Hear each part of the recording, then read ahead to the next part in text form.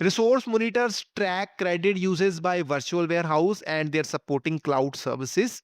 The three actions which Snowflake perform is notify, suspend, and suspend immediate. Notify is just to send an alert to all the account admins that hey, you had used 70% of your today's compute or like that.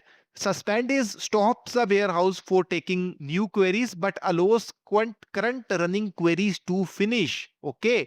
Whenever there is currently running queries, it will finish. Just don't allow the future queries to spin. And suspend immediate is doesn't matter even if your query is running at the moment or about the new query, it immediately shut down the warehouse. Next is warehouse monitoring metrics. The exam often asks how to measure performance versus cost. You should know these key views in the Snowflake account usage schema. The first is warehouse metering history. It is best for cost. It shows exactly how many credits each warehouse had consumed by the hour. And second most important view is query history. It's best for granular performance. It shows the execution time, queued time, byte scanned for the individual queries. Third is warehouse load history. It is best for concurrency and it shows if the queries are even running or how many are in queued and what is the provisioning state for the queries. Okay. And the importance in resource monitor to remember is that reset frequency. Monitor can reset even daily or weekly. Monthly is the default setting. Please note that. And you can set based on your requirement. Second is role required. Only account admin role can create resource monitors by default. Okay, no other role can create resource monitors. Okay, next is cloud services. Resource monitor track cloud service usage but only trigger suspension based on warehouse usage. Okay. Fourth is grace period. So credit usage resets to 0 at 12 a.m. UTC on scheduled reset day regardless of your time zone. Next is calculating virtual warehouse credit usage. There are couple of rules. The first rule here is the per second billing rule. Snowflake bills for warehouse usage by a second, but there is a catch. There is a 60-second minimum every time a warehouse starts or resized to a larger size. This is very important to note. Please note this line that there is 60-second minimum. It will charge you for at least 60-second minimum whenever it starts or it is resized. For example, if you run a query for 10 seconds and then the warehouse shuts down, you are billed for 60 seconds. Okay, not 10 seconds. You are not going to get billed for 10 seconds. You are getting billed for 60 seconds. But if you run it, let's say for 65 seconds, if the query is running for 65 seconds, then you are billed for exactly 65 seconds. This is per second billing rule. Second is the T size multiplier. All the virtual warehouses are T size multipliers. If you are talking about extra small, the credit per usage is 1. And if you talk about small credits is 2. Every other warehouse up to 6x large will only multiply by 2. Medium, if you see 2 multiply by 2, 4. Large is 4 multiplied by 2 is 8. Similarly, 16, 32, 64 and so on. This is warehouses are always T size multipliers. Third is the addition rule. This is known as multi-cluster warehousing rule. So if you are using multi-cluster warehouses, the math is very simple to calculate how many total credits you have consumed. That is credit for size multiplied by number of clusters running. If you have a medium 4 credit per hour warehouse and it scales to let's say 3 clusters for an hour, you are going to get billed for 12 credits now. Okay, because this is the 4 credit per hour and you had scaled out to 3 clusters, so you will be getting billed now for 12 credits per hour. Okay, this is the multi-cluster warehouse rule. Fourth rule is the cloud service free tier rule. So Snowflake charge for cloud service, but only they charge if they exceed 10% of your daily warehouse usage. Let's see now alerts and notifications.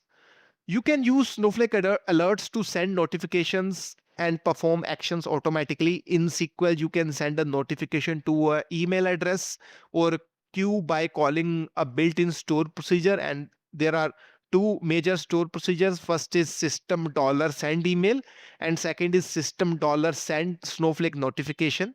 And system dollar send Snowflake notification is a very vast and very in detailed one. Okay, Snowflake alerts if you need to send a notification or perform action when the data in Snowflake meets certain conditions, you can set up Snowflake alerts. Similarly, notification, you can configure Snowflake notifications, okay, using Snowpipe and task. Okay, and you can use a SQL statement to send a notification to any email address or cloud provider queues like SNS or event grid. Now let's talk about logging and tracing. Snowflake provides built-in capabilities for logging and tracing applications, which consolidate data into central event tables for analysis and monitoring. Event table is a specialized table with a predefined schema designed to store, logs, traces, metrics for you guys. Every Snowflake account, comes with the default event table. Okay, and let me show you that. Event table is present in Snowflake database under telemetry schema, and the table name is obviously events. Let me query that table and show you. This is the default table which is present in Snowflake. This framework based on open telemetry standard. Okay, what is open telemetry standard? So open telemetry is just a open source framework for cloud native softwares. Okay, it just provide a single set of API libraries, and you can say agents to capture distributed traces and metrics for your application. So this is a very much open source framework, and is available for code written in Python, Java, Scala, JavaScript, and Snowflake scripting. Cool.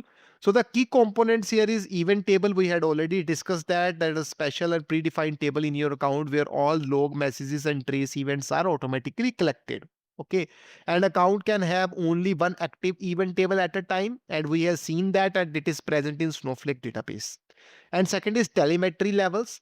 You control the verbosity of collected data by setting the log level and trace level parameters here, and these can set at account, database, even session level, with more verbose level taking precedence. And third and last key component here in logging and tracing in APIs, developer can use language specific APIs to handle their codes and to omit the log messages and trace events. And with that, we had officially wrapped up domain 4, which also brings us to the very end of our complete Snowflake SnowPro Advanced Architect tutorial. If you had made it all the way here, give yourself a massive round of applause. Mastering advanced Snowflake architecture is no small feat, and you have put in the real work to get here.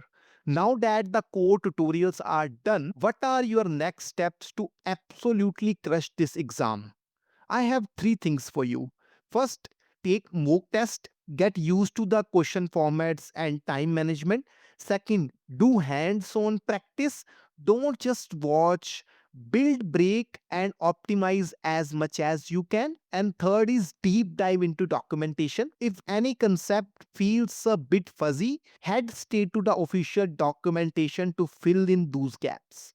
To make things easier for your preparation, I have uploaded the complete PPT and all the SQL hands-on script files to my GitHub repo. You can grab them right now. The link is sitting right down here in the description. If you hit a roadblock or you have any doubts while studying, you don't have to figure it out alone. You can drop a comment right below this video, join our community on Telegram for quick chats, or if you want a personalized one-on-one strategy or doubt clearing session, you can book a slot with me on topmate.io. All of those links are waiting for you in the description box below.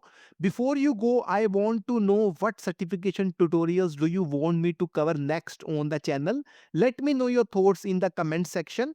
Thank you so much for sticking around through this entire series. Thank you for your support. Happy learning and have an absolutely fantastic day ahead. See you. Bye bye.